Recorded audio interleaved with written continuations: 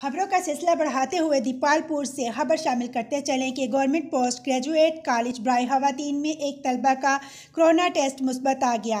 महकमा सेहत की टीमें कॉलेज पहुंच गई। मुतासरा तलबा और अहले खाना को घर में आइसोलेट कर दिया गया। मजीद जानते हैं अपने नुमाइंदे इश्तियाक अहमद जट से। जी, उकाड़ा की तहसील दीपालपुर में गवर्नमेंट पोस्ट ग्रेजुएट कॉलेज बराए खवातीन में ज़ेरे तलीम तालबा का कोरोना टेस्ट मुस्बत आ गया, जिस पर महकमा सेहत की टीमें कॉलेज पहुंच गईं।